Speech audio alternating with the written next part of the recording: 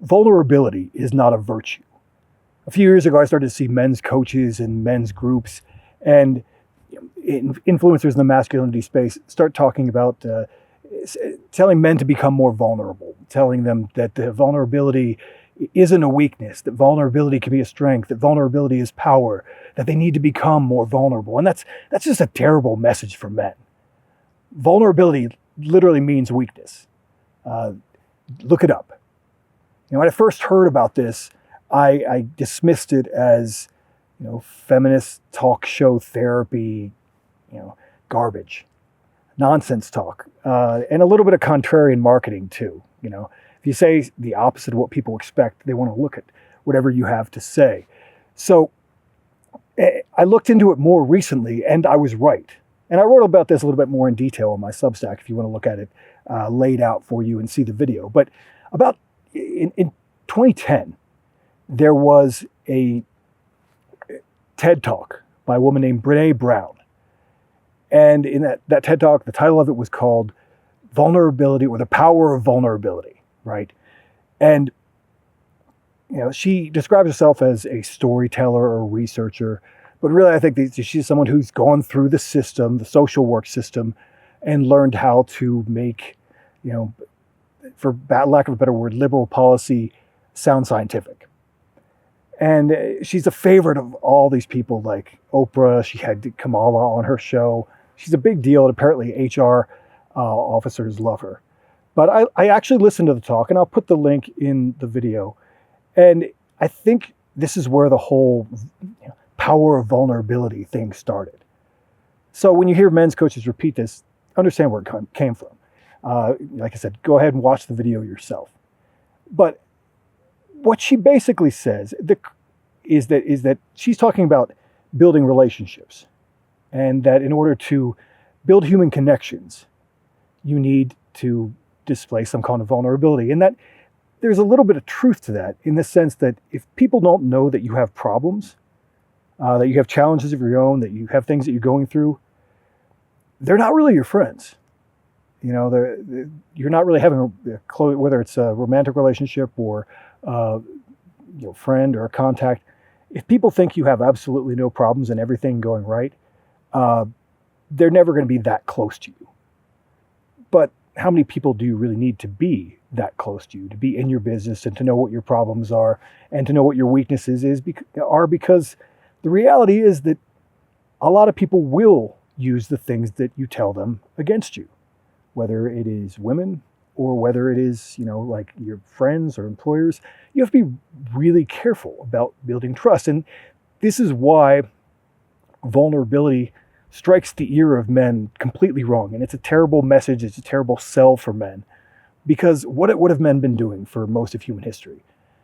They've been protecting a perimeter. It's their job to protect things. They are tactically oriented, as I wrote about in my book, The Way of Men, and you can check that out as well. That's a whole concept I've been dealing with for years because it's so simple. If a military detachment goes into a place and takes over territory, what do? They establish a perimeter.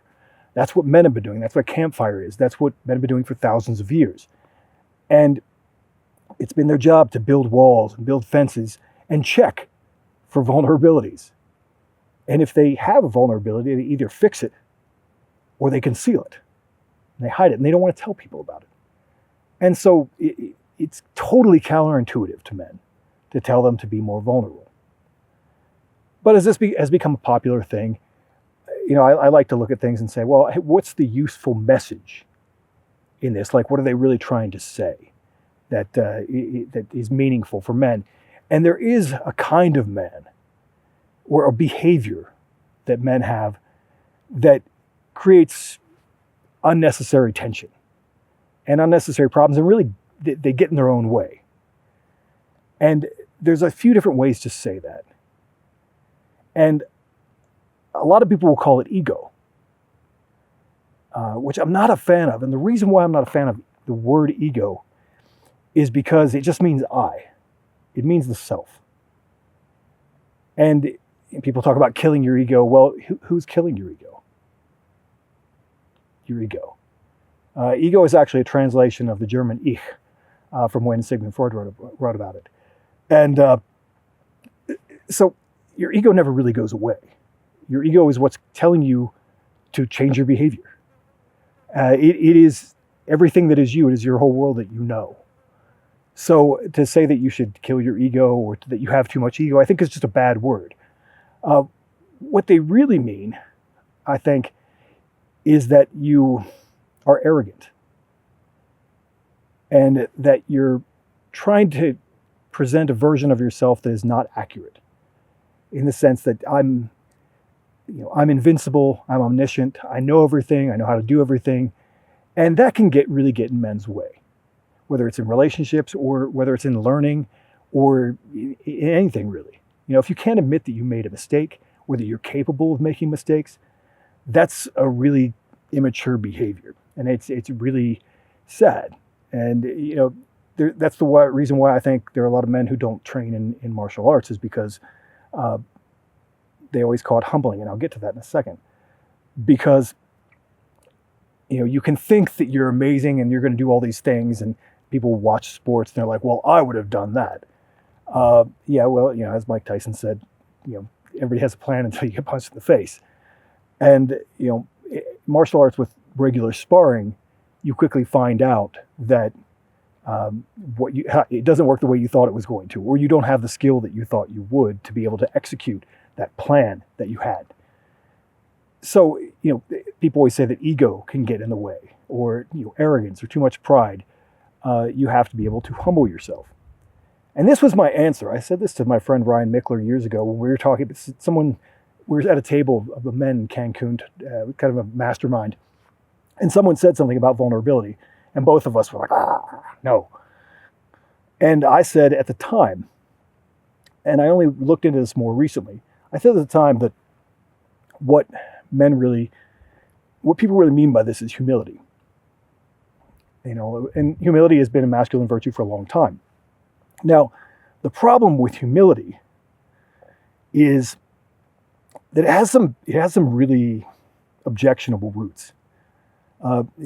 Basically, when the Romans talked about humilitas, it was disgrace. It was humiliation. It's where they come from the same root. The root is humus or humus, and it means earth. Like you've been put down to the ground. And the word humiliation is still very familiar to us. So humility and humiliation are a little bit too closely attached as negatives. The Christians liked this because that's how humility became seen as a virtue. It was seen as the opposite of pride. And Christians really liked this because they saw it as being Christ-like, a God who allowed himself to be born as a man and then tortured and disgraced in front of people. So to put yourself low was to be Christ-like. And so they looked at it that way. And so it became this virtue, and pride became a sin. Whereas in a lot of other cultures, pride is good. It's just good up to a point. Now, to operate in any male hierarchy, and men love hierarchies. Men will create a hierarchy if you don't create one for them. Boys will do it. Men love hierarchies. And in order to operate in a hierarchy, you actually have to understand that there's somebody above you and below you. So you have to understand the order of things. And so there's a matter of deference.